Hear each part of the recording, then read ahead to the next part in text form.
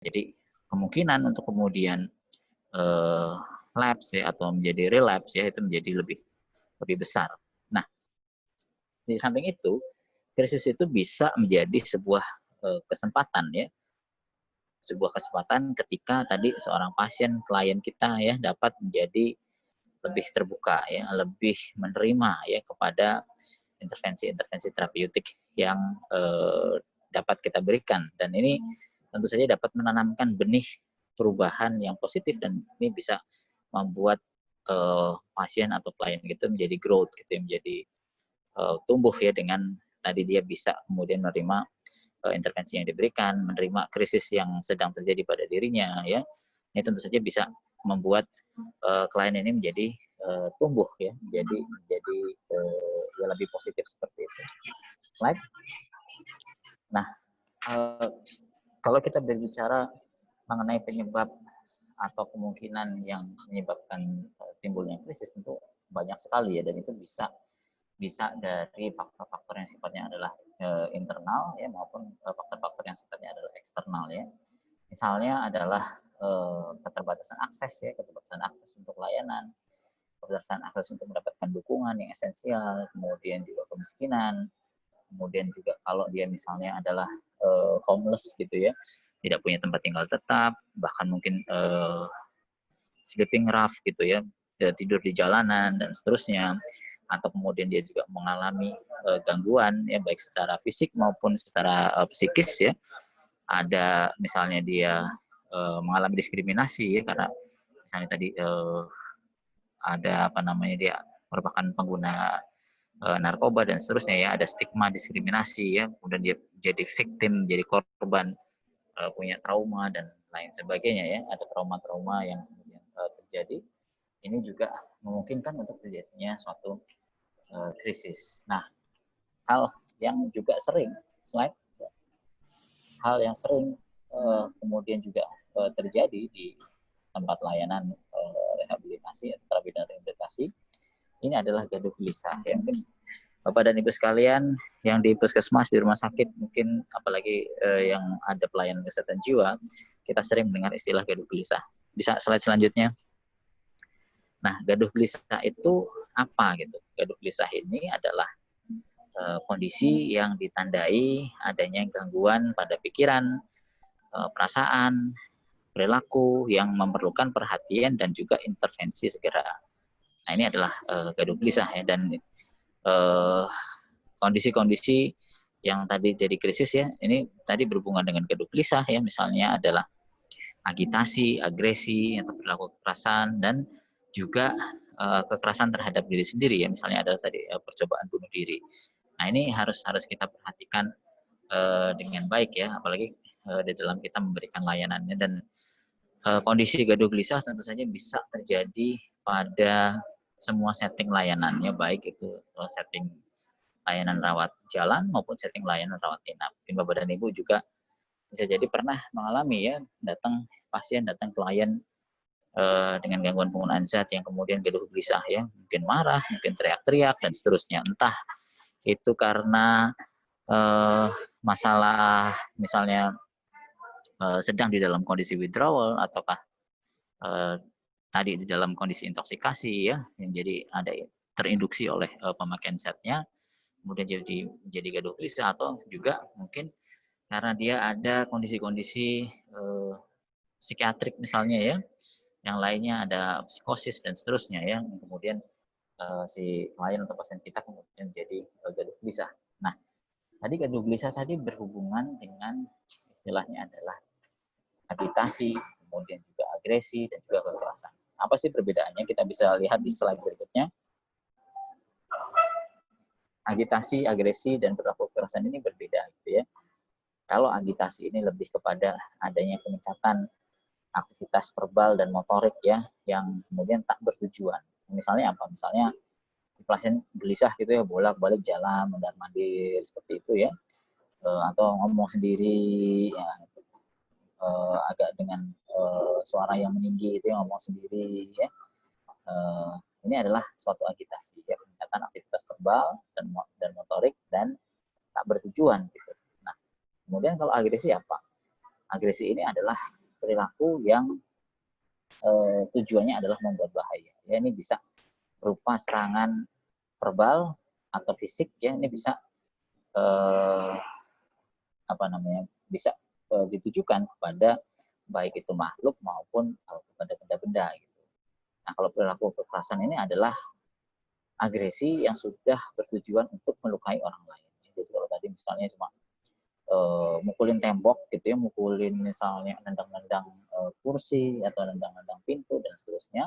Kalau kekerasannya udah bertujuan untuk melukai orang lain. Jadi kalau udah mukul orang lain ya, kemudian apalagi misalnya menggunakan hal-hal atau benda-benda yang sifatnya untuk melukai orang lain ya, ini sudah merupakan perilaku kekerasan gitu. Dan tentu saja ini butuh untuk dilakukan suatu intervensi.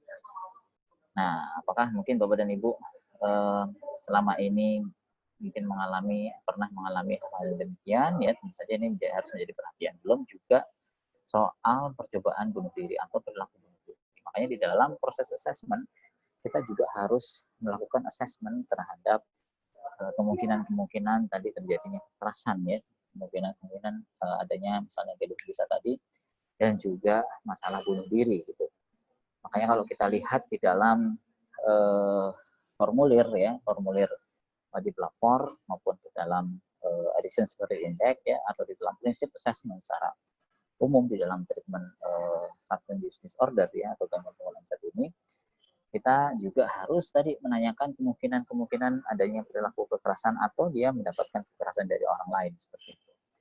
Nah, salah satunya juga adalah soal bunuh diri. Nah, bunuh diri juga harus kita eksplor, kita tanya gitu ya, apakah tadi ya ada hal-hal yang kemudian membuat dia pengen misalnya mati dan seterusnya, apakah dia punya rencana bunuh diri dan lain sebagainya. Ini harus kita tanyakan karena kita menjadi enggan ya untuk melakukan assessment terhadap hal ini karena beranggapan bahwa ketika kita bertanya ya terutama soal ini justru akan menambah kemauan si pasien atau si klien itu untuk melakukan bunuh diri, padahal sejatinya tidak demikian. Nah, Bapak dan Ibu juga di dalam konteks ini juga merupakan salah satu kegawat daruratan dalam bidang psikiatri gitu ya, dan Bapak dan Ibu bisa membaca pedomannya ya tentang gawat darurat psikiatri, yaitu bisa di-download di website Kementerian Kesehatan ya, tidak salah. Nah, kemudian setelah itu kita harus assess gitu ya. Ketika misalnya tadi ada agitasi, agresi, atau kekerasan, atau tadi percobaan bunuh diri ya, atau ke pernyataan dia ingin bunuh diri, ingin mati, dan seterusnya, kita harus assess. Slide berikutnya. Jika misalnya tadi si pasien butuh penanggulangan yang sifatnya gawat darurat, ya, boleh slide selanjutnya. Pertimbangkan ya apakah misalnya tadi ya perlu diobservasi dengan seksama, perlu dibatasi geraknya, kemudian apakah butuh bantuan medik ya yang segera gitu. Apakah memperlihatkan gejala-gejala vital yang abnormal atau ada penyakit-penyakit yang seperti akut yang mengancam jiwa.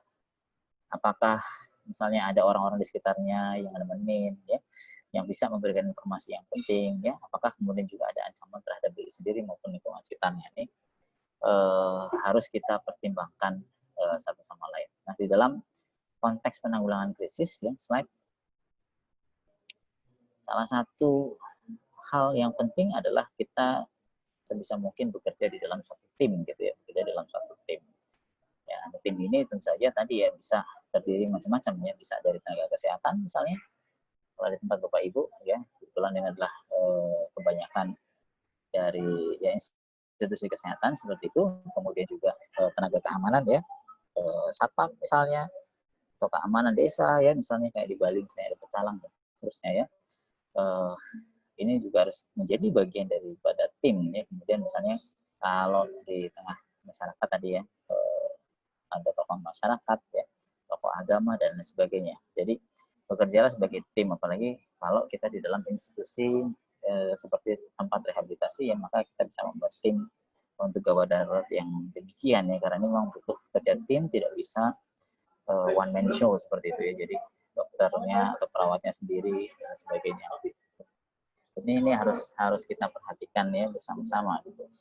Kemudian juga slide yang harus kita persiapkan adalah tentang tadi ya alat dan obat kedaruratan gitu ya. Kemarin kita sudah juga membahas seperti itu, dan tentu saja ya misalnya ada troli khusus ya kalau kita di rumah sakit misalnya atau di puskesmas tadi misalnya di UGD ya, itu ada troli khusus ya, troli emergensi ya, disiapkan di dalam kotak tersendiri tadi ya. Kemudian juga selain alat dan obat misalnya alat-alat fiksasi ya, alat fiksasi tangan dan kaki misalnya, kemudian jaket fiksasi kalau perlu ya, kemudian juga spad gitu ya.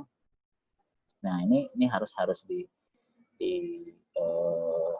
apa namanya disiapkan seperti itu. Nah, kita bisa lihat ya slide misalnya ya, alat fiksasinya ya seperti apa gitu ya.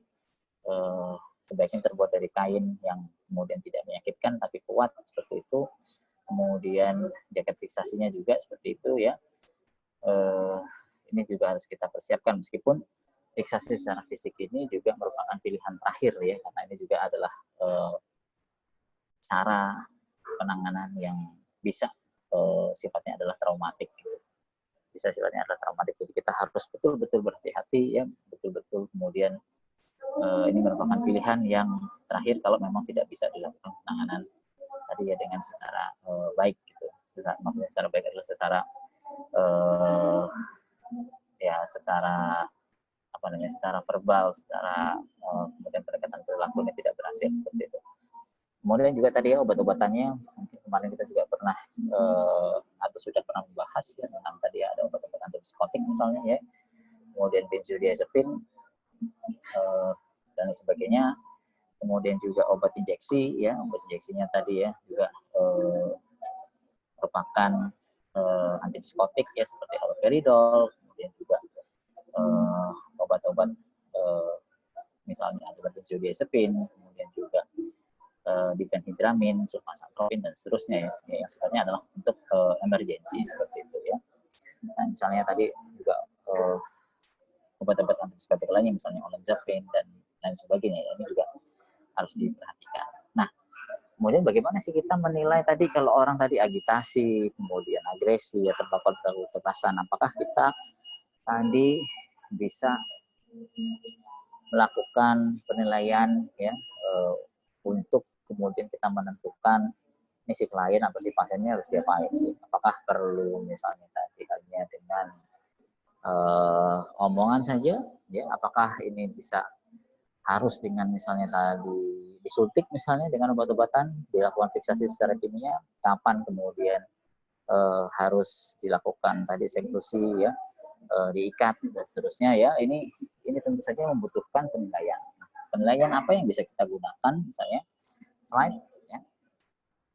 Tentu Bapak dan Ibu dulu barangkali pernah mendengar ya, atau pernah belajar tentang hal ini ya, tentang scoring PANS-ISI ya. PANS itu apa? PANS itu adalah positif and negative syndrome scale ya, dan yang dinilai adalah komponen excited component ya, PANS-ISI. Nah, ini adalah satu cara untuk mengukur yang memberikan nilai pada komponen, terutama adalah komponen-komponen yang sifatnya adalah gelisah, kemudian ketegangan, kemudian permusuhan ya, tidak kooperatifan, dan juga adalah pada pemberian nilai pada komponen pengendalian impuls. Nah, mungkin bagaimana cara scoring PANS-nya dan seterusnya tidak akan saya bahas dengan detail ya Bapak dan Ibu. Di bawah situ saya sengaja lampirkan link ya, link tentang scoring PANS-ISI, dan ini di websitenya Alemedica ini sudah ditulis ya oleh Dr. Irwan Faridnya SPKJ ya, dengan bagus sekali.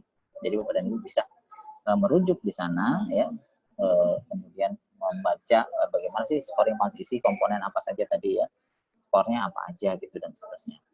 Ini Bapak Ibu bisa baca sendiri di sana ya, seperti itu. Kemudian tentu saja kalau kita sudah menilai tentu harus ada interpretasinya ya, dan skor jadi interpretasi PANS ini adalah interpretasi skor ya, skor antara lebih dari 10 sampai 14 ya.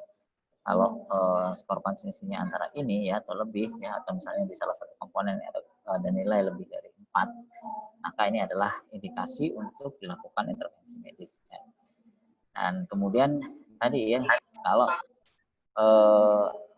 begini, langkah pertama yang harus dilakukan adalah tadi ya, mendeeskalasi gitu ya, lakukan persuasi secara verbal ya, di talking down gitu ya, talking down ya, menenangkan seperti itu. Kalau misalnya proses-proses ini kemudian tidak berhasil, maka kita pertimbangkan untuk memberikan obat-obatan secara peroral gitu. Obat-obatan secara peroral. Jadi kita menawarkan pemberian obat-obatan secara peroral gitu. Obat apa sih yang diberikan? Tentu obat yang diberikan adalah bisa berupa antipsikotik oral gitu ya, antipsikotik oral ya, misalnya tadi haloperidol 1 mg misalnya ya, atau misalnya adalah obat-obat benzodiazepin misalnya seperti lorazepam 1 mg ya, yang ini ada atau mulai kerjanya cepat seperti itu. Kemudian setelah itu kita lakukan observasi ya selama 30 menit ya, kalau pada dewasa, kalau pada anak dan remaja sekitar 15 menit ya. Apabila tidak ada perbaikan ya, tidak terjadi peningkatan gejala ya, maka ini dilakukan tindakan sesuai dengan skor pada saat itu. Jadi kalau misalnya tadi sudah ditawarkan minum obat dan si klien mau minum obat ya, kemudian kita observasi ya, apakah tadi ada peningkatan gejala, apakah ada perbaikan ya, dan seterusnya. Dan nanti intervensi selanjutnya tergantung tadi dari hasil penilaian setelah dilakukan observasi dan penilaian ulang terhadap skor transmisinya tadi. Slide. Nah, kemudian bagaimana kalau skornya adalah antara 15 sampai 19 seperti itu ya.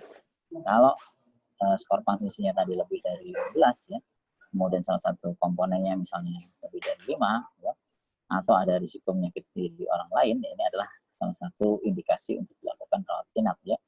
Dan kita bisa tadi melakukan restriksi secara atau fiksasi tadi secara kimia ya. Fiksasi secara kimia ini adalah tentu saja dilakukan dengan pemberian obat-obatan ya. Dan tadi tetap ya prosedurnya di awal dari talking down, tawarkan obat ya, kalau nggak mau juga tawarkan obat, terpaksa kita kemudian harus melakukan fiksasi secara kimia. Nah, obat-obatan apa yang diberikan? Obat-obat yang dapat diberikan tadi misalnya adalah haloperidol ya, 5 mg misalnya, kemudian juga atau misalnya benzodiazepin dan seterusnya, biasanya lebih kepada antipsikotik terlebih dahulu gitu ya. Dan ini diberikannya adalah obat tunggal gitu ya, obat tunggal di dalam dan kemudian tentu saja harus diobservasi lagi ya, harus diobservasi. Kemudian kalau misalnya masih belum ada perbaikan, belum ada penurunan skor tadi, masih segitu aja skornya, ini setelah 30 menit tadi bisa kita ulang ya pemberian fiksasi kimianya tadi. Kemudian tentu saja obat-obat lain juga bisa diberikan, seperti misalnya adalah olanzapin ya, dan kemudian bisa diberikan oh iya, dagingnya kerit ya, sayur dari mungkin dari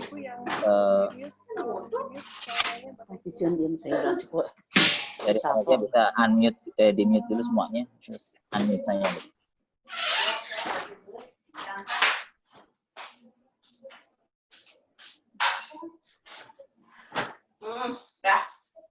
Sudah. Oh. Ya. Kan Bapak Ibu harap di mute suaranya dulu, dimatikan dulu suaranya. Ya. Kalau belum di mute, bisa di mute dari panitia dulu semuanya ya, dari host, nanti baru saya di unmute. Oke, terima kasih. Kemudian tadi ya, tentu saja kalau skornya tadi sudah antara 15 sampai 19. Jadi slide berikutnya minta tolong.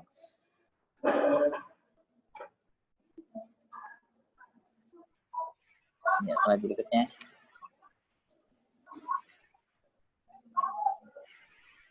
Ya, tadi kita sudah berbicara tentang interpretasi punch isi tadi di skor 15 sampai 19 ya. Gimana kalau kemudian skornya adalah 20? Mungkin bisa yang pegang kendali di share screen bisa digeser ke 2 slide setelah ini. Ya, kalau skornya punch isinya tadi 20 ya atau lebih ya, dan salah satu komponen yang tadi punya skor lebih dari 5, ini adalah slide selanjutnya setelah ini. Ini adalah indikasi untuk dilakukan eksekusi tadi ya, dilakukan fiksasi secara fisik dan kemudian nanti diberikan injeksi juga ya, adanya fiksasi secara kimia. So, ya, jadi injeksi apa yang kemudian bisa diberikan adalah haloperidol. Misalnya haloperidol kemudian dikombinasi dengan diazepam seperti itu. Dan ini bisa diulang tentu saja kalau misalnya tadi ada pilihan yang lain, misalnya tadi olanzapin atau aripiprazol. Masalah aripiprazol ini sekarang sudah ada yang bentuknya injeksi ya, adanya yang tetes ya, yang dicampur dengan air atau misalnya makanan tadi. Nah ini kemudian tadi ya, ini harus dilakukan seklusi, kemudian juga adalah pemberian obat-obatan injeksi secara kombinasi ya, baik tadi dari antipsikotik maupun tadi dari benzodiazepin seperti itu ya. Jadi ini adalah protokol-protokol yang kalau terjadi gaduh gelisah di tempat obatan ibu bisa dilakukan, dan tentu saja tadi ya harus ada evaluasi ya. Kalau kemudian kita melakukan seklusi, melakukan fiksasi, tadi ada evaluasi ya, evaluasi apakah tadi berkurang atau enggak, atau pasiennya sudah bisa kooperatif ya. Kalau sudah ini bisa dilepas satu persatu itu fiksasinya seperti itu.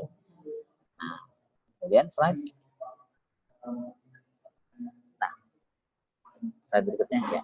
Nah, sekarang kemarin sebenarnya sudah kita singgung soal methanol poisoning ya. Methanol poisoning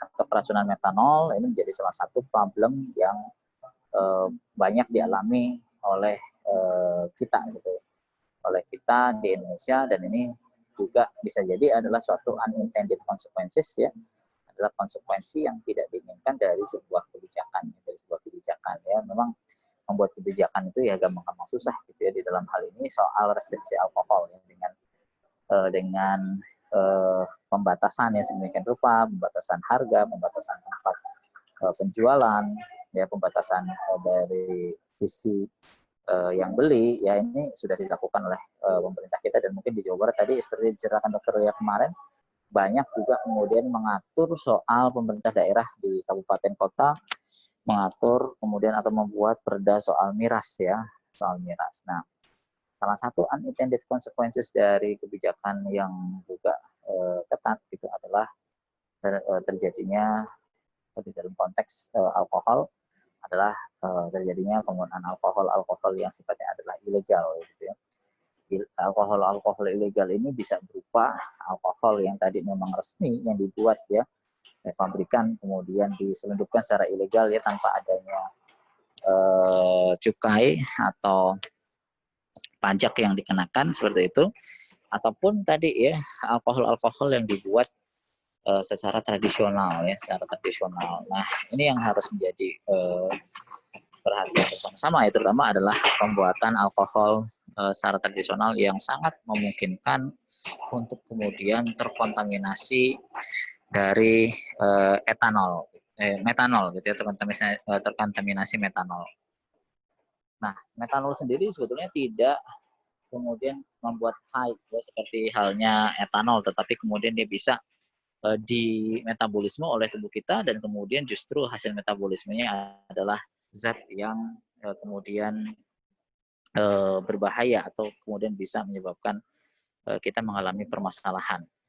Nah, ini adalah tantangan kita di dalam sebagai pemberi layanan, adalah kemudian mengenali apakah pasien yang datang ke kita, klien yang datang ke kita dengan tadi misalnya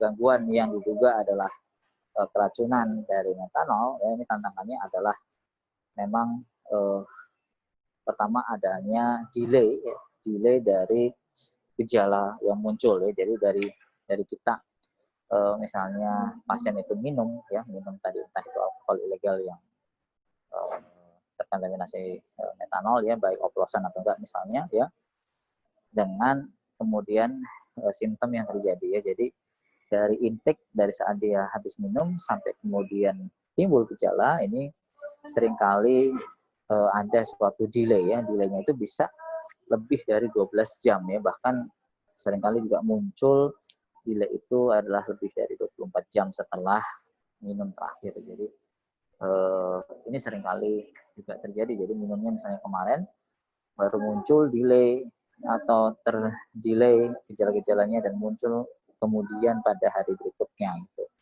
Yang muntah-muntah, kemudian ada gangguan penglihatan dan seterusnya. Kemudian juga simptom-simptom yang bervariasi. Nah, ini juga menjadi tantangan untuk pemberi layanan ya, dalam hal ini institusi-institusi tadi rehabilitasi khususnya adalah karena metanol itu adalah juga great imitator gitu ya. Gejala-gejala keracunan metanol ini adalah suatu great imitator. Enggak hanya COVID yang great imitator, tetapi juga metanol poisoning ini adalah great imitator yang bisa menyerupai gejala-gejala gangguan yang lainnya ya. Misalnya adalah ketoasidosis alkoholik misalnya, kemudian atau kejadian stroke misalnya, dan seterusnya. Itu banyak banget simptom yang mungkin mirip dengan gangguan atau penyakit yang lain. Kemudian juga tantangan berikutnya adalah kurangnya pengalaman klinis ya, klinis dari kita ya, pemberi layanan gitu. Karena tadi ya mungkin kasus yang datang juga jarang, kemudian kita nggak punya pengalaman terhadap hal tersebut ya. Jadi ini membuat kita mengalami kesulitan ya. Belum lagi kalau alat-alat diagnostiknya itu juga kurang gitu. Alat-alat diagnostiknya kurang. Beberapa banyak rumah sakit yang punya kit ya untuk mendeteksi metanol. Mungkin hampir nggak ada gitu ya. Atau jarang gitu yang kit kayak rapid test seperti itu ya, untuk mendeteksi keracunan metanol. Nah, mungkin ini sangat jarang di kita yang punya alat tersebut ya. Bahkan misalnya untuk mendeteksi alkohol ya, breathalyzer itu juga mungkin jarang yang punya. Yang kalau puskesmas barangkali ada atau di rumah sakit itu. Kemudian juga selain itu adalah opsi untuk terapi yang tersedia itu kurang gitu ya. Jadi tidak semua siap ya untuk menerima pasien-pasien dengan gangguan metanol, apalagi misalnya kalau kita di daerah yang tidak ada rumah sakit rujukan atau rumah sakit rujukannya tidak punya kelengkapan yang cukup memadai. Misalnya unit hemodialisis seperti itu ya, ketika kita butuh si pasien untuk dilakukan dialisis seperti itu, ternyata tidak ada tempatnya misalnya di dekat kita. Nah, ini juga jadi tantangan ya, tantangan. Kemudian juga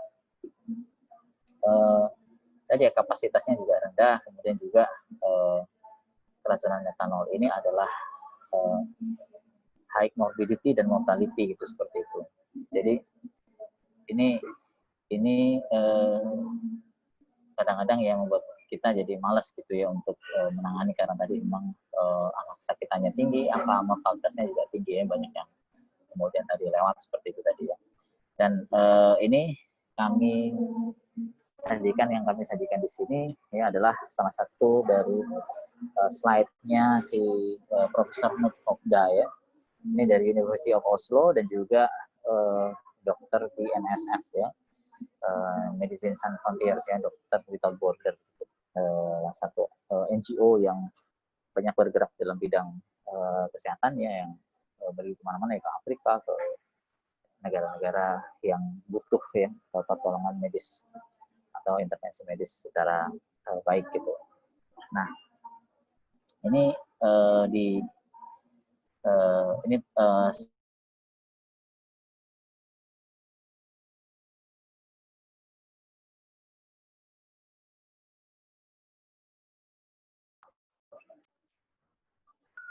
halo dokter Ari. Ya, maaf ada telepon masuk tadi, saya harus klik dulu tadi. Ya, ini berasal dari slide-nya Prof. Nut ya ketika datang ke Indonesia di acara World Addiction tahun 2018. Ya. Nah, kemudian slide berikutnya ini ya soal diagnostiknya ya. Bagaimana kemudian kita mendiagnostik tadi adanya metanol poisoning.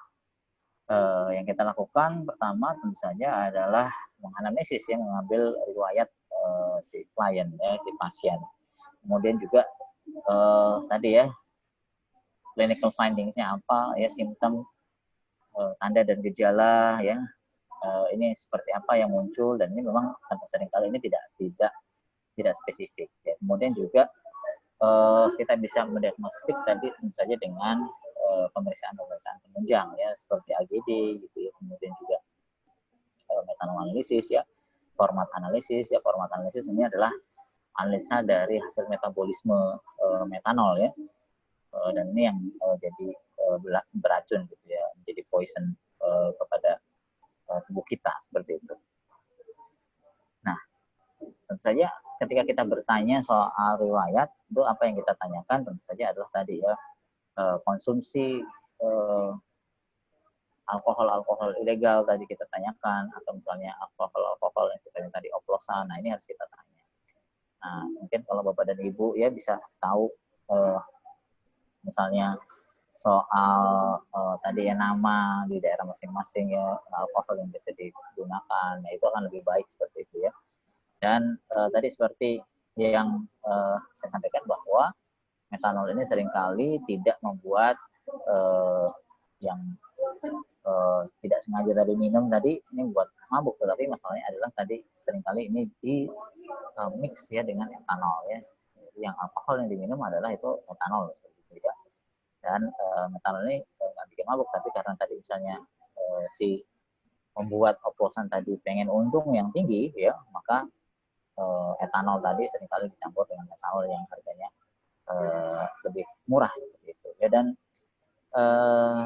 kemudian juga kita bertanya apakah kemudian ada di sekitarnya yang juga dikonfirmasi tadi misalnya mengalami keracunan metanol ya. Apakah dia tadi bareng-bareng misalnya sama teman-temannya atau tetangganya ya, apakah ada yang kemudian juga mengalami hal yang sama, ada kesakitan yang serius atau bahkan sampai meninggal dunia, atau misalnya ada yang mengalami kebutaan setelah itu ya. Ini harus kita tanyakan juga. Dan kita juga tadi tanya onset ketika timbul gejalanya ya. Dari mulai dia minum sampai kemudian timbul gejala. Ini biasanya tadi ya lebih dari 12 jam dan seringkali juga lebih dari 24 jam baru muncul gejalanya. Nah, kemudian apa sih gejala-gejala yang muncul gitu. Slide berikutnya, gejala-gejala yang muncul ini tentu saja adalah tadi adanya hiperventilasi gitu ya. Yang slide berikutnya, adanya hiperventilasi, adanya sesak napas ya, dyspnea, kemudian juga ada gangguan penglihatan gitu ya, dari mulai kabur ya matanya sampai kemudian mengalami kebutaan nih karena keracunan metanol. Kemudian juga ada gejala-gejala gastrointestinal ya, mual, muntah gitu ya, nyeri dan seterusnya, atau bahkan tadi ada chest pain, kemudian juga ada hangover ya, yang mabuk yang nggak biasanya atau yang berat seperti itu. Ini clinical finding tanda dan gejala yang bisa kita dapatkan seperti itu ya dari pasien-pasien yang tadi mengalami metanol poisoning. Sekali lagi, tanda dan gejala ini seringkali mirip dengan gejala-gejala penyakit atau gangguan lainnya, sehingga kita harus berhati-hati ya. Kemudian tentu saja treatmentnya apa? Treatmentnya tentu saja adalah dilakukan, ya tadi diberikan kalau misalnya dari hasil AGD-nya ada asidosis, tentu saja tadi ada koreksi ya, bikarbonat, kemudian juga dikasih antidot ya. Antidotnya kita kemarin sudah membahas ya, antidot daripada metanol itu adalah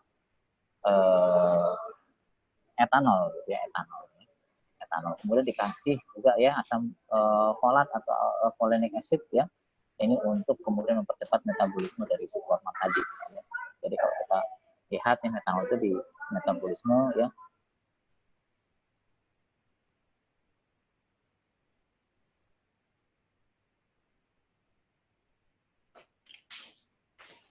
kemudian kalau perlu dilakukan juga hemodialisis.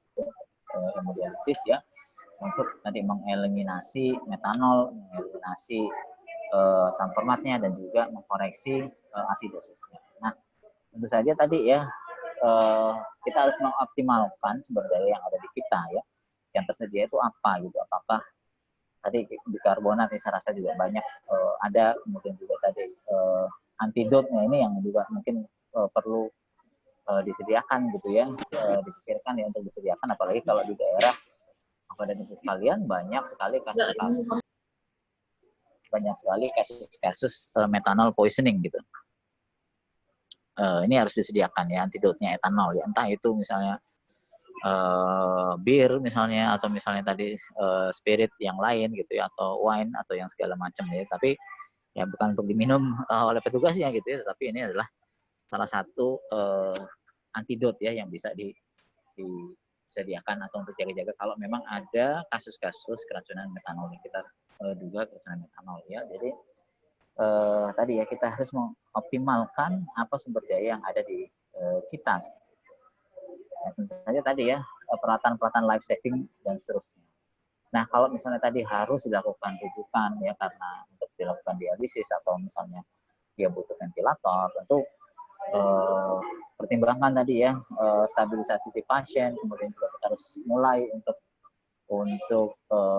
memberikan antidotnya, kemudian juga ketika kita merujuk itu juga kita sampaikan ya secara detail informasi-informasi yang sudah kita dapatkan atau sudah kita dapatkan gitu ya. Kemudian juga apakah ada pasien-pasien dari tadi sumber yang sama ya, atau daerah yang sama tadi ya, kita juga harus berikan kepada rumah sakit rujukan ya info tersebut ya secara detail. Nah, ini kira-kira kalau slide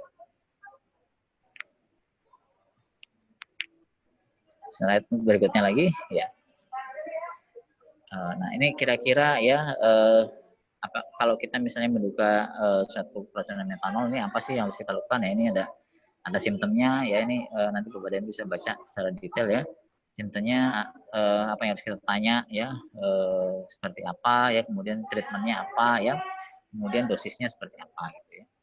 Kita kemarin sudah sempat membahas ya tadi dosis-dosisnya ya, bikarbonat, kemudian juga slide berikutnya asam folatnya ya, asam folatnya atau folinic acid tadi kalau ada misalnya 50 mg ya IV, kalau misalnya dia oral, kemudian pakai tablet 5 mg ya 10 tablet ya setiap 6 jam ya. Kemudian kalau memang perlu diintubasi seperti itu ya.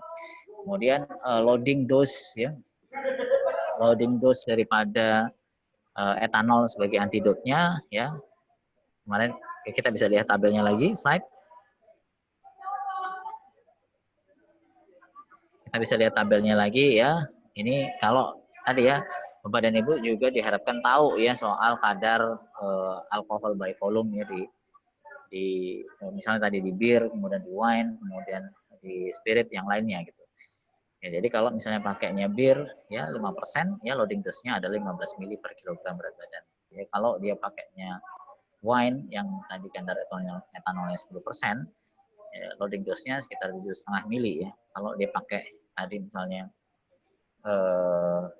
minuman yang alkohol by volume-nya sekitar 20%, kita pakai loading dose-nya adalah sekitar 4 mg ya.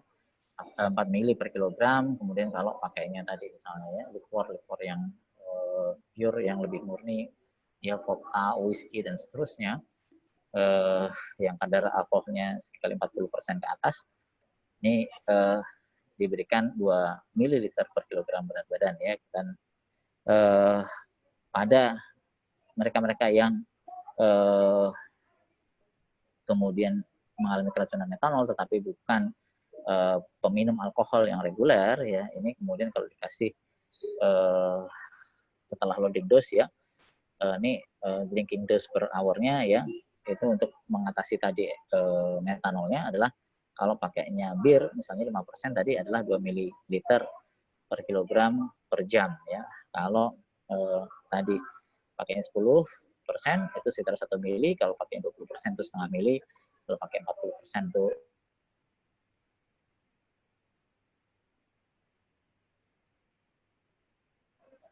Kalau dia eh, kalau dia tadi merupakan peminum yang reguler, maka pemberian etanolnya eh, yang per jamnya tadi adalah kalau dipakai bir sekitar 5% ya, sekitar 4 mililiter ya per kilogram per jam.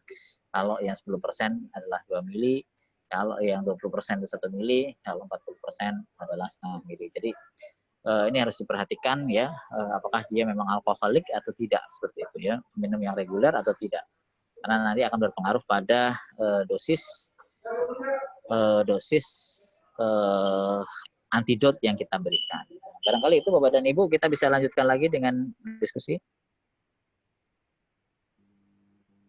Baik, terima kasih banyak Dr. Hari, luar biasa sekali ilmu yang sudah di-share-nya.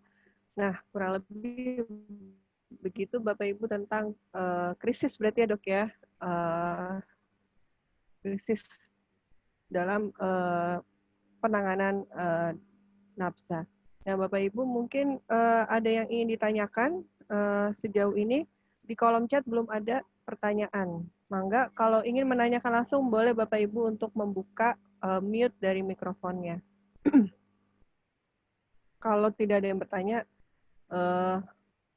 mau diskusi juga dikit nih Dok, mumpung ada Dr. Hari. Izin Dok, mungkin ini yang kami bisa lihat di sini luar biasa ya Bapak Ibu ya. Jadi kalau di Puskesmas itu, kalau di Kabupaten Bandung Dok, Kabupaten Bandung tahun 2017, akhir 2017 itu ada kasus di mana ada penyalahgunaan oplosan di satu daerah, di daerah Cicalengka itu ada 178 orang waktu itu, dan kalau nggak salah kasus kematiannya hampir mencapai yang terakhir itu 102, tapi yang dilaporkan waktu itu dimasukin ke berita tuh ada 78 awalnya, tapi saya barusan mendapat kabar beberapa bulan setelahnya ternyata kasus yang meninggal terkonfirmasi itu ada 102. Jadi kasusnya di Kabupaten Bandung saat itu di daerah Cicalengka itu ada pemasoknya itu Dok, metanol itu. Nah itu yang oplosan itu yang ternyata kalau nggak salah waktu itu Prof. Penut datang juga untuk kalau nggak salah melatih teman-teman tahun 2018 itu Dok, kalau nggak salah sama Dr. Sally ya, Dr. Faria. Jadi sebenarnya teman-teman di Jawa Barat ini oplosan juga cukup banyak kasusnya, dan datangnya biasanya ke puskesmas atau ke rumah sakit. Biasanya dia datangnya dengan mual dulu gitu Dok, jadi nggak menunjukkan apa ya tanda-tanda yang khas gitu ya Dok ya. Nah, tadi ada delay yang juga delay. Iya. Ada tanda-tanda gastrointestinal juga. Mangga Bapak Ibu ada yang mau share atau ada yang mau bertanya, ini sebenarnya kasusnya sangat menarik. Nah, kira-kira nih Bapak Ibu yang sering datang biasanya di frontliner nih di puskesmas yang kan ada UGD-nya ya, kadang-kadang kan yang kita khawatirkan itu dia ini penurunan kesadarannya karena apa nih? Apakah benar karena misalnya ada orang kecelakaan, apakah benar karena dia datang karena trauma kepalanya, atau memang dia ternyata menggunakan alkohol. Nah ini kayak gitu kira-kira bedanya gimana ya Dok ya? Tadi memang tentu saja pemeriksaan itu juga harus komprehensif gitu ya. Jadi memang karena tadi methanol poisoning itu juga tadi ya great imitator tadi ya, dia seringkali tadi ya bermanifestasi seperti halnya gangguan atau penyakit yang lainnya. Nah, memang sayangnya di kita mungkin kit untuk mendeteksi metanol tadi memang kurang ya, dan tentu saja kalau tadi kita bisa menilai juga dari tadi ya historiknya, riwayat penyakitnya, kemudian dari pemeriksaan fisik seperti apa ya, apakah memang ada tanda-tanda cedera kepala atau tidak gitu ya, sehingga kita bisa melihat gejala-gejalanya mengarah kemana gitu. Juga kemudian dari hasil pemeriksaan-pemeriksaan yang lain seperti pemeriksaan laboratorium, kemudian pemeriksaan X-ray atau mungkin CT scan ya dan lain sebagainya, ini ya yang prosedur-prosedur ini juga harus dilakukan ya, artinya ya pemeriksaan standar ya dari ya secara lega artis seperti itu, protapnya harus dijalankan pemeriksaannya sehingga kita bisa mendapatkan data yang objektif dan kita bisa melihat ya kemungkinan diagnosisnya ini lebih ke arah mana? Apakah tadi memang penurunan kesadaran ini tadi karena cedera kepala, ataukah karena memang ada tadi keracunan etanol tadi ya, seperti itu. Jadi memang ya kita butuh pemeriksaan yang tadi komplit tadi seperti itu.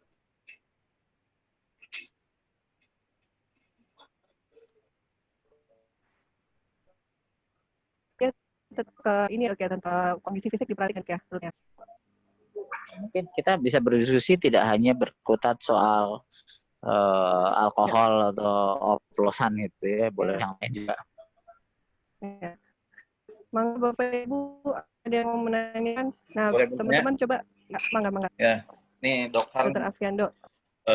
Memang kasus keracunan metanol cukup menarik karena di Kerawang seringkali dari 5 kasus paling yang tertolong cuma 2.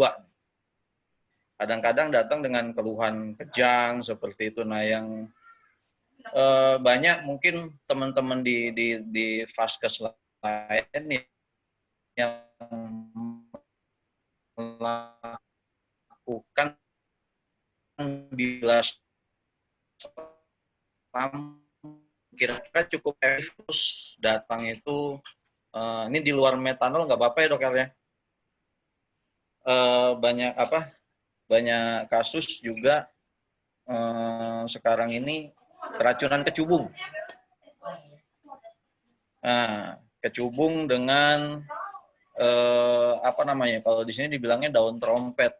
Nah, itu kan kalau dibilang gejala halusinasinya juga lumayan berat. Nah, kira-kira ada pengalaman mungkin dari Dokter Hari untuk penanganan awalnya seperti apa gitu.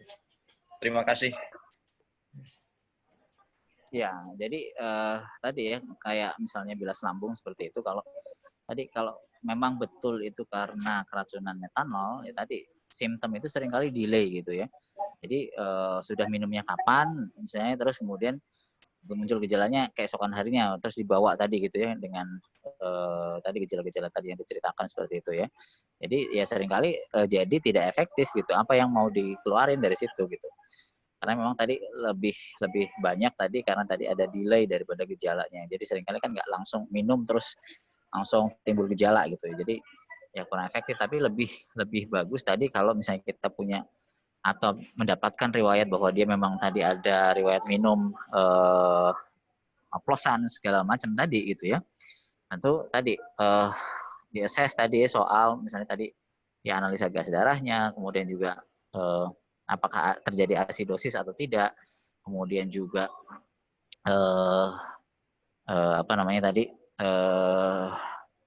tanda-tanda tadi ya keracunan metanol yang lainnya gitu ya.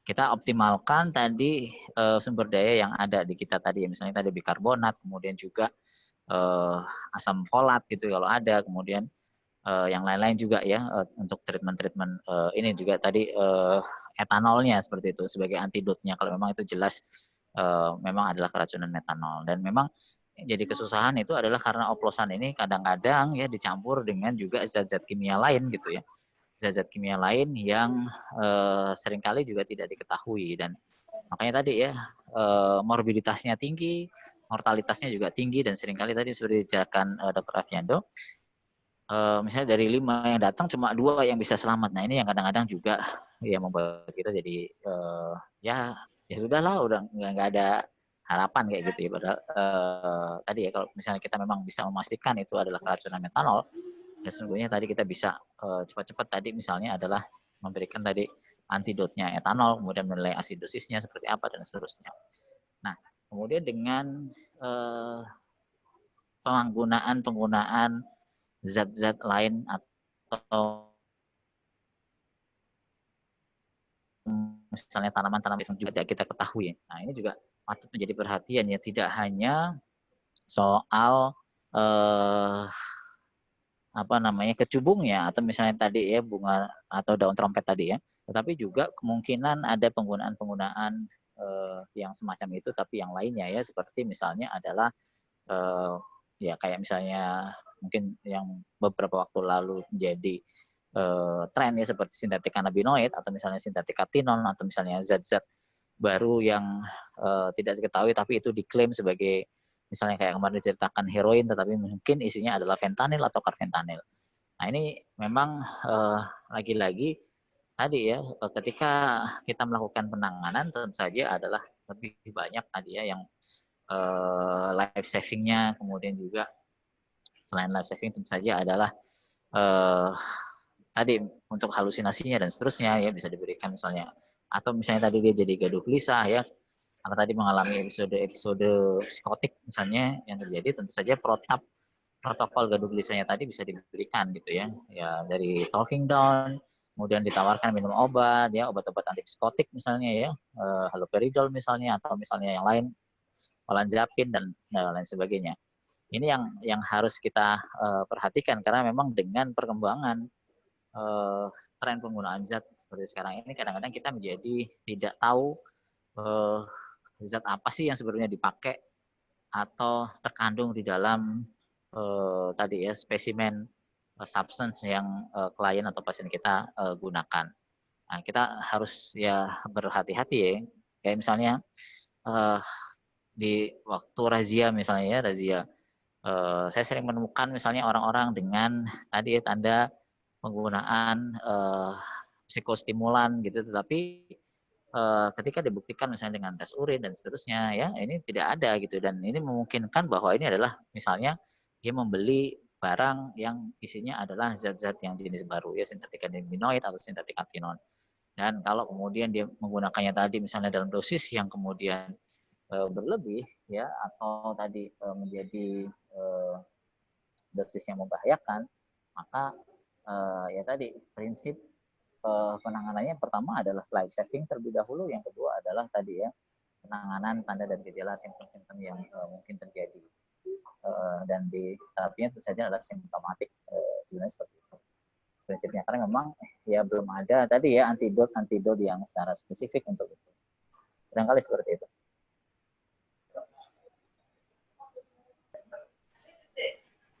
Gimana Dokter Afiando, apa mau menanggapi lagi?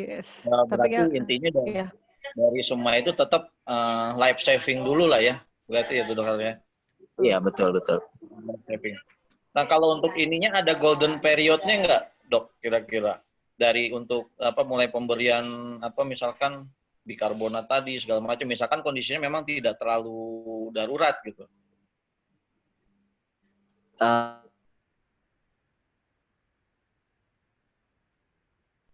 Tadi kayak bikarbonat tentu saja tadi kalau memang ada asidosis ya, jadi itu untuk koreksinya ya. Nah etanol tadi memang ketika kita memang sudah mengkonfirmasi itu adalah methanol poisoning gitu ya, nah itu bisa segera langsung diberikan etanolnya gitu. Jadi loading dose-nya tadi ya sesuai dengan protapnya, tergantung tadi etanol apa yang diberikan gitu, adanya apa. Nah di situ, nah mungkin di tempatnya Dokter Afiando misalnya kulkasnya di UGD isinya komplit gitu ya, ada bir, ada wine, ada whisky, ada vodka gitu ya, tinggal dipilih gitu. Gitu ya. Jadi ya mungkin di kita nggak umum ya, tetapi ya karena memang ada etanol yang ini ya, misalnya tadi ya dengan dosis seperti itu. Nah yang misalnya yang aman ya, yang loading drinking dose gitu seperti itu.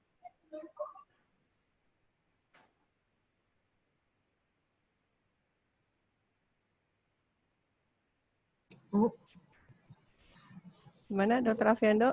Cukup? Ya, cukup Dok. Dokter Amel ada yang mau ditanyakan? Atau gimana ya, Dokter Afiando? Boleh nanya ya. Dokter Ando masih mau nanya? Udah cukup. Ya, Dokter Heri mau bertanya. Ini mungkin teman-teman di Puskesmas juga pernah nanya, termasuk teman-teman klinik BNNK. Banyak pasien yang datang itu dengan ketergantungan obat seperti benzodiazepin, tramadol, dan lain-lain. Tujuan utama kedatangannya adalah sebetulnya awalnya adalah minta obat ya. Nah, padahal berdasarkan hasil asesmen itu harusnya rawat inap yang seperti itu. Tapi banyak pasien yang nggak mau gitu dirawat inap. Mereka kekeh tapi minta obat. Nah, ini banyak teman-teman di Puskesmas, ini gimana ya Dok, kita masa pertama udah kita kasihin Alpra misalnya, kemudian datang lagi minta lagi. Nah, ini ada tips nggak Dok untuk menghadapi pasien-pasien yang seperti ini? Itu yang pertama. Kemudian yang kedua, Yang kedua, ini sebenarnya mungkin nggak berkaitan dengan materi yang ini. Cuma karena ini hari terakhir Dokter Heri kan ya di BIMTEK kali ini ya. Ini teman-teman BNNK masih banyak yang ragu dok untuk melaksanakan layanan online. Nah, gimana nih tanggapan Dokter Heri dari BNN RI terhadap layanan konseling dan asesmen secara online ini? Itu saja. Terima kasih. Ya, saya jawab dulu yang online ya. Ya, di dalam masa pandemi ini sebetulnya ini adalah salah satu hal yang memudahkan kita ya untuk bekerja seperti itu, dan sebenarnya telemedicine, telekonsultasi seperti itu sudah banyak ya dilakukan ya di luar negeri ya untuk sebagai salah satu bentuk intervensi seperti itu ya. Jadi ya, teman saya kuliah dulu ya, dia part time menjadi salah satu tim di chatbot gitu ya, seperti kayak gitu ya, yang dia menjawabin pertanyaan seperti itu atau menjawab telepon dari kalau ada konsultasi seperti itu ya. Jadi ini sebenarnya sudah hal yang sangat umum dilakukan, dan ini adalah salah satu cara sebetulnya untuk kita bisa juga tetap memberikan akses terhadap layanan, kemudian juga ini meminimalkan stigma sebetulnya, karena si pasien atau si klien ini mungkin kalau misalnya datang ucuk-ucuk ke klinik gitu ya, apalagi misalnya datangnya ke klinik BNN gitu ya, kadang-kadang kan orang misalnya ada tetangganya tahu, ada temannya tahu dia ke sana, itu jadi stigma tersendiri. Jadi sebetulnya ini adalah hal yang bisa dilakukan, dan memang tantangannya adalah bagaimana kita kemudian membangun therapeutic alliance yang bagus ya dengan klien ya. Kalau kita bisa membangun therapeutic alliance yang bagus dengan klien, ya insya Allah proses tadi ya telekonseling, telerehab, ya telemedicine dan seterusnya itu tidak ada kendala yang berarti gitu. Nah, kadang-kadang kita memang kesusahannya adalah karena tadi tidak bisa membangun raport yang baik dengan klien-klien kita. Yang kedua adalah memang kemudian tantangan yang berikutnya adalah kalau si klien tidak punya device yang mendukung gitu ya, atau misalnya ada keterbatasan tadi misalnya dari segi jaringan dan seterusnya. Dan telekonseling yang demikian itu tidak hanya berbentuk misalnya harus misalnya dengan smartphone gitu ya, tatap muka seperti ini, bahkan telepon biasa itu juga nggak ada masalah gitu. Kadang-kadang kita mengartikan telekonseling ini dengan keharusan untuk hal-hal yang atau menggunakan aplikasi-aplikasi yang sifatnya adalah video conference gitu. Padahal dengan telepon pun sebetulnya tidak ada masalah gitu, tidak ada masalah. Gitu. Jadi ya memang ini menjadi kendala kalau memang tadi ada keterbatasan dari segi device ya, peralatan, jaringan dan lain sebagainya. Nah ini ya bagaimana kemudian kita bisa juga memanfaatkan dari orang-orang di sekitarnya yang bisa mendukung si klien. Nah ini juga harus bisa dimanfaatkan gitu ya dengan hal tersebut ya. Makanya di dalam petunjuk teknis kita ya, di dalam rehabilitasi new normal ya dalam tanda kutip gitu, itu kan juga ada pertemuan-pertemuan yang bisa dilakukan secara daring ya, secara online menggunakan teknologi informasi, namun juga tetap ada juga misalnya hal-hal yang memang harus dilakukan secara offline karena memang sistem yang belum mendukung ya, seperti persepan dan seterusnya ya, apalagi kalau persepan berhubungan dengan obat-obat psikoaktif seperti itu. Nah, ini yang juga harus diperhatikan. Jadi kita suka tidak suka ya dengan kemajuan teknologi, dengan situasi yang seperti sekarang, kita juga harus bisa menyesuaikan diri di dalam memberikan layanan ya, dalam rangka apa? Dalam rangka memberikan akses kepada mereka-mereka yang membutuhkan pelayanan atau terapi terhadap gangguan penggunaan zat. Nah ini semangat ini yang harus kita garis bawahi ya, memberikan akses kepada layanan ya. Masa keterbatasan di dalam masa pandemi seperti sekarang ya, jangan kemudian membuat kita tidak bisa memberikan akses sama sekali kepada mereka yang membutuhkan, karena memang kita juga bisa memodifikasi hal tersebut. Tentu saja tadi juga ada modifikasi di dalam rencana terapi. Nah, rencana terapi ini juga harus menjadi garis bawah ya. Kadang-kadang seringkali rencana terapi yang kita buat adalah bukan pada kebutuhan individu, tetapi kita menggunakan frame kita sebagai terapis kepada klien kita atau pasien kita. Misalnya tadi ya, kita membuat rencana terapi itu hanya misalnya ngomongin soal rawat inap atau rawat jalan, tidak menyentuh permasalahan daripada si klien itu sendiri gitu. Nah, target behavior-nya ini yang harus kita sesuaikan gitu. Kan kita sudah belajar ya soal prinsip SMART gitu. Ya, yang spesifik, measurable, attainable, ya, realistik dan seterusnya. Nah, tentu saja tadi ya, ketika kita kemudian melakukan telekonseling, telemedicine dan seterusnya, target behavior-nya juga harus disesuaikan gitu. Jangan yang kemudian kita berharap muluk-muluk misalnya si pasien tadi misalnya abstinen sama sekali, mungkin kita nggak bisa kontrol gitu. Tetapi yang kita lakukan adalah kemudian bagaimana paling enggak tadi si pasien misalnya mengurangi terlebih dahulu ya penggunaannya yang merugikan gitu. Atau misalnya tadi dia bisa tadi misalnya dari yang nyuntik jadi nggak nyuntik ya. Dari yang tadinya suka dokter shopping tadi misalnya ya pergi kemana-mana jadi hanya ke kita datangnya misalnya ya, dan seterusnya ya, kita sesuaikan dengan kebutuhan masalah problem yang klien alami dan harus realistik ya, spesifik, realistik ya, bisa diukur. Ini yang harus kita lakukan. Jadi lagi-lagi framework berpikir harm reduction itu harus kita lakukan gitu ya di dalam masa ini gitu. Kita nggak mungkin misalnya memaksakan itu klien misalnya harus abstinen sama sekali. Kita susah untuk mengukurnya atau menjaganya. Tapi kita tadi ya membuat tadi ya treatment plan-nya dengan framework harm reduction ya, pengurangan dampak buruk. Ini yang harus menjadi catatan kita bersama.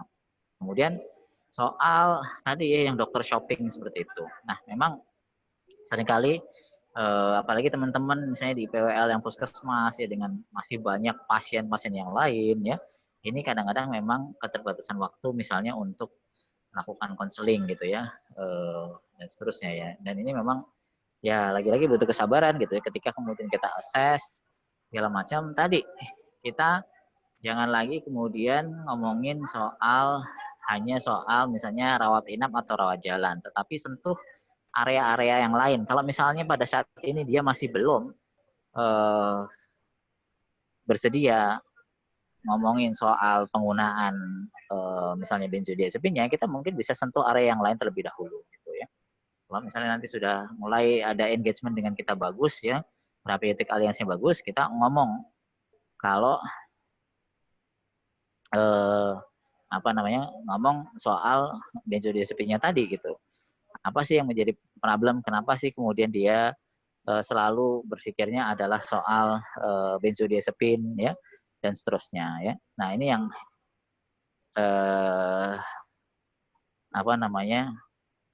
yang harus kita perhatikan. Dan tadi ya kalau misalnya tadi ternyata dia tadi nyarinya gratisan obat gitu ya dan seterusnya ya.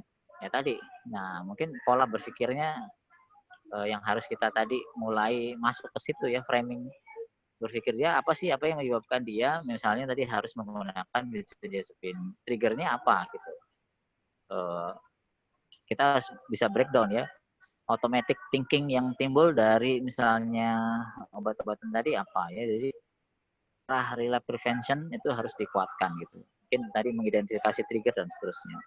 Memang ini butuh kesabaran ya, karena waktu misalnya di praktek umum pun ketika saya menemukan pasien-pasien dengan ketergantungan benzodiazepin ya bahkan dia sampai marah gitu ya ketika misalnya di dalam proses tadi konseling ya kalau saya cuma dikasih 3 benzodiazepinnya saya juga punya banyak nih di kantong gitu dia keluarin semuanya gitu. Nah itu menjadi tantangan sih memang buat kita gitu ya. Dan ya tadi bisa gunakan juga orang-orang di sekitarnya yang mendukung dan memang ya butuh kesabaran dan tadi kita harus punya strategi, harus bisa melihat celah ya di mana kita bisa masuk ya. Selain dari secara straightforward ngomongin soal penggunaan benzonya, kita bisa mungkin belokkan terlebih dahulu ke arah yang lain ya, ke hal-hal yang mungkin dia rasa penting dan sebetulnya mungkin berhubungan dengan pemakaian benzodiazepinnya. Ya itu memang butuh tadi ya latihan dan misalnya jangan takut atau jangan bosen menghadapi mereka gitu. Ini yang mungkin bisa saya kasih tipsnya begitu ya, seperti itu. Gimana Dok Mel? Oke, terima kasih Dokter Hari. Insya Allah kalau sabar mah sabar Dok, kalau Dokter Amel mah. Cuma pasiennya aja. Izin dokter, ini ada pertanyaan juga di kolom chat dari Dokter Balkis di Subang ya Dok ya. Mangga nanti Dokter Balkis juga bisa diskusi. Ya Dok. Ini Dokter Balkis menanyakan ini ya Dok ya. Ada ciri yang paling menonjol. Apakah ada ciri yang paling menonjol dari methanol poisoning? Karena methanol poisoning itu kan grade imitator dan test kit juga terbatas di puskesmas. Kemudian pertanyaan kedua, obat oral seperti diazepam 5 mg boleh diberikan sampai berapa hari jika pasien datang dengan gaduh gelisah? Baik, itu pertanyaannya Dokter Hari mungkin. Ya memang tadi kalau tadi tanda-tanda yang khas gitu, memang ini agak susah gitu ya. Tapi tadi tentu saja tadi kita harus mengkombinasikan dari riwayat gitu ya. Yang jelas tadi ada riwayat penggunaan tadi ya alkohol ilegal gitu ya, baik yang oplosan mungkin maupun yang dibuat secara ilegal gitu ya, yang bukan oplosan gitu, yang murni gitu misalnya ya. Ini memang harus kita kombinasikan ke arah situ gitu ya. Selain tadi misalnya tanda-tanda yang umum terjadi misalnya sampai kalau yang parah gitu ya sampai ada gangguan penglihatan gitu ya, yang blur vision dan seterusnya. Ini yang memang ya kita harus menganamnesa itu dengan baik ya, dan juga tentu saja dari hasil pemeriksaan penunjang yang bisa kita lakukan tadi ya, misalnya tadi ya kita nanti bisa membedakannya tadi dengan juga dengan lagi-lagi adalah anamnesis, karena memang ya ini gampang-gampang susah itu tadi ya, dan informasi dari orang sekitarnya gitu, termasuk ketika apakah ada yang misalnya di sekitarnya atau teman-temannya yang juga mengalami hal yang sama atau yang mirip seperti itu. Ini yang harus kita perhatikan. Kemudian kayak obat-obat oral seperti tadi ya, memang apalagi benzodiazepin ini juga harus di perhatian ya, karena tentu saja apalagi kayak di puskesmas atau di misalnya rumah sakit ya, apalagi misalnya kalau dokter umum yang meresepkan, karena ada pembatasan benzodiazepin yang bisa diresepkan seperti seperti alprazolam ya, yang nggak boleh diresepkan. Ini juga menjadi PR. Kalau misalnya tadi kalau kayak kita misalnya sebagai dokter umum paling nggak adalah teratasi tadi ya gaduh gelisahnya, kemudian dilakukan rujukan gitu, Jadi ya sebisa mungkin tadi tidak meresepkan ya benzodiazepin kalau memang tidak perlu ya. Yang penting kalau misalnya gaduh gelisah, misalnya tadi yang penting adalah gaduh gelisahnya teratasi, kemudian kita melakukan rujukan kepada fasilitas yang lebih mampu untuk menangani, misalnya karena mungkin melihat gaduh gelisahnya ini karena disebabkan kondisi-kondisi psikiatrik ya yang muncul, ataukah misalnya karena kondisi-kondisi penyakit-penyakit secara fisik yang muncul juga seperti itu. Jadi ya lebih baik tadi sebisa mungkin ya tidak meresepkan tadi benzodiazepinnya, karena kalau kemudian kita resepkan tadi jadi obat pulang segala macam, ini kemungkinan ya tadi untuk kalau tidak tepat ya, apalagi ini pada pengguna, kemungkinan untuk di abuse itu juga ada gitu. Jadi kita juga harus memikirkan resiko ke arah sana seperti itu. Jadi kurang lebih seperti itu. Terima kasih Dokter Hari.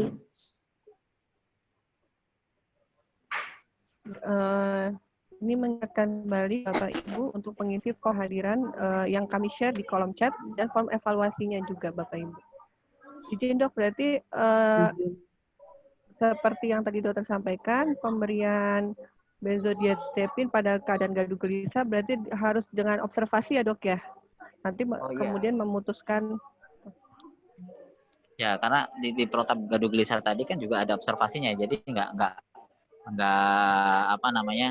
istilahnya nggak di loss gitu aja gitu.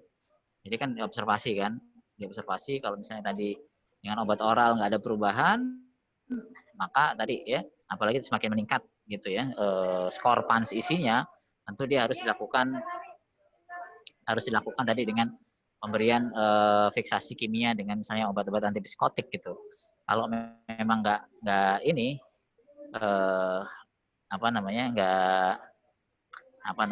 nggak cocok atau nggak berhasil dengan satu jenis obat tadi, bisa dikombinasi dan skor PANS isinya naik tadi dikombinasi dengan tadi haloperidol dengan benzodiazepin. Jadi memang itu harus diobservasi. Baik dok, jadi artinya setelah diobservasi nggak ada perubahan, paling kita rujuk gitu ya dok ya kalau dia meningkat ya dok ya, nggak tulisannya. Tapi sebaiknya jangan dipulangkan gitu ya dok ya. Iya tadi kita memanajemen kasus tadi ya, bisa tadi melakukan konsultasi kepada ahli yang lain seperti itu. Pak Dian, ada pertanyaan dari Pak Dian dari Klinik Pratama, mangga. Makasih Dok Li. Izin Dokter Hari, ini berkaitan dengan klien yang gaduh gelisah. Seringkali banyak sekali keluarga yang memang membuat surat permohonan kepada kami yang menjelaskan bahwa kondisi anaknya sedang gaduh gelisah, sehingga mereka meminta ada penjemputan paksa untuk dikirimkan ke lembaga rehabilitasi. Nah, sementara memang di kita memprioritaskan pelayanan kepada klien-klien yang memang sukarela untuk mengakses layanan. Nah, bagaimana pendapat Dokter Hari terkait dengan permohonan penjemputan tersebut? Karena memang ini menjadi kesulitan bagi kami juga ketika kondisi kliennya ini pada saat diantarkan ke tempat rehabilitasi. Gitu, dok.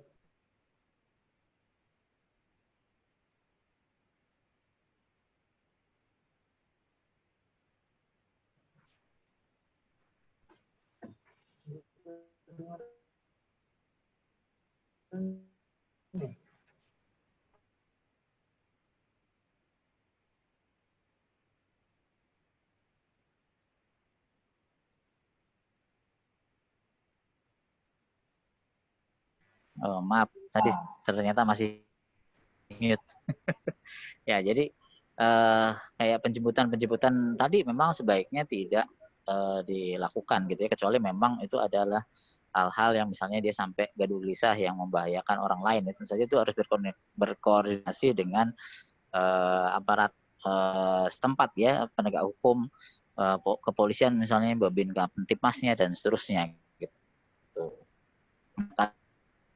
Kadang sering disebut orang sebetulnya adalah karena tadi orang tuanya memaksakan ke si anak untuk datang ke tempat rehab gitu. Jadi lebih kepada resistensi dari si anak tersebut ya, si calon klien tersebut ya, bukan ya, itu bisa merupakan agitasi ya, resistensinya seperti itu, atau misalnya tadi agresi.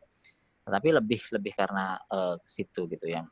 Jadi memang harus koordinasi seperti itu. Kalau memang memungkinkan ya ada layanan tadi datang ke sana melihat terlebih dahulu, bisa dilakukan. Tetapi kalau nggak memungkinkan, bisa disarankan terlebih dahulu misalnya untuk diperiksa ke layanan kesehatan yang paling dekat gitu. Jadi untuk menentukan tadi gaduh gelisahnya itu seperti apa sih, seperti itu. Memang penggunaan zatnya karena tadi memang uang sehingga terjadi resistensi, sehingga dia jadi marah, sehingga jadi konflik gitu, atau yang apa gitu. Ini yang harus perhatikan. Jadi memang ya sebaiknya tadi tidak ya dilakukan hal seperti itu, apalagi kalau kita tidak punya layanan tadi ya, layanan yang mobile untuk melakukan hal tersebut ya, kecuali kayak misalnya dari rumah sakit jiwa ya, seringkali ada itu ya, di telepon dari keluarganya dan ini memang pasien. Kemudian juga dari kepolisian ya untuk melakukan penjemputan tadi seperti itu. Terima kasih dok. Baik, Bapak Ibu, apakah ada pertanyaan lain? Luar biasa sih sebenarnya ya. Jadi kira-kira kita tahu lah kalau misalnya klien pasiennya datang ke puskesmas dengan keadaan mengamuk, dengan agitasi, itu apa yang harus kita lakukan. Atau klien justru datang dengan keadaan tidak sadar, mungkin dari paparan ini teman-teman sudah bisa mengetahui nih yang harus kita lakukan terlebih dahulu. Bapak Ibu, apakah ada pertanyaan lagi? Kalau tidak ada pertanyaan lagi, akan kami tutup. Bentar ya, teman-teman di BNNK, apakah ada yang mau ditanyakan? Tidak ada.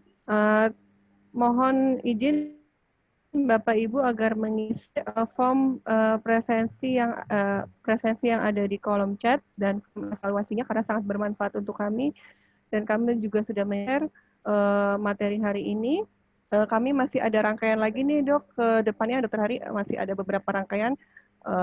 Oh ya, dokumentasi foto, ya izin. Dari panitia Bapak Ibu mohon untuk dibuka dulu semua videonya, kita akan melakukan foto bersama. Ya, dirapikan dulu jilbabnya atau poninya. Mohon izin Bapak Ibu, kita akan melakukan foto bersama. Ya, baik. Mohon izin, nanti saya akan mengaba-abanya dari saya, Dok. Boleh. Teman-teman sudah siap semuanya? Ada 2 slide ya. Ini untuk yang slide pertama dulu. Ini belum semua dibuka kameranya. Mohon dibuka semua kameranya. Saya cek dulu yang slide keduanya. Slide keduanya juga sudah mulai dibuka semuanya ya. Untuk slide pertama, saya screenshot ya. 1, 2, 3. Oke, sebentar. Sekarang untuk yang slide yang kedua, harap bersiap. Ya, 1, 2, 3. 1, 2, 3. Oke, terima kasih Dokter Lia, teman-teman. Terima kasih Mbak Tiara. Bapak Ibu terima kasih banyak atas kehadiran hari ini. Jangan lupa Bapak Ibu yang sudah mengisi form registrasi, kita masih ada jadwal ke depannya lagi. Kegiatan ini dalam rangka agar Bapak Ibu bisa memenuhi standar nasional Indonesia dalam penyelenggaraan layanan rehabilitasi. Dokter Hari, kami berterima kasih banyak atas kesempatannya untuk bisa hadir di sini. Izin Dokter Hari kalau boleh di-share materi dan recordingnya ya Dok ya. Ya silakan. Ya. Ya mohon Semoga maaf kalau ada menjadi kekurangan-kekurangan. ya.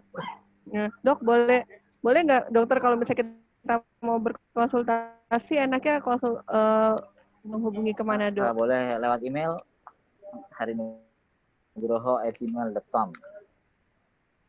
Tulisannya kecil semua ya Dok ya, Ya, harinugroho@gmail.com.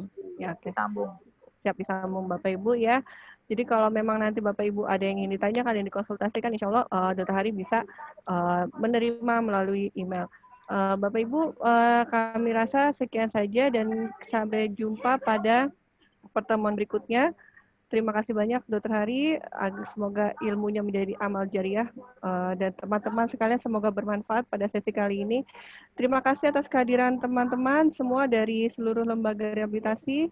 Baik, sudah diingatkan oleh Mbak Filora, sesi ketiga tanggal 11 Agustus hari Selasa jam 13.00 dengan topik layanan rehabilitasi di Balai Besar.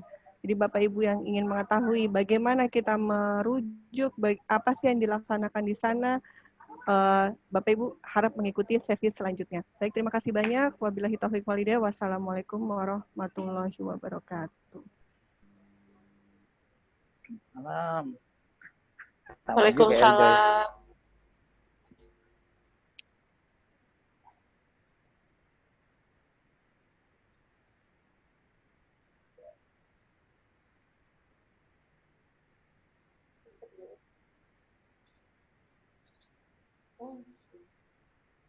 Sudah.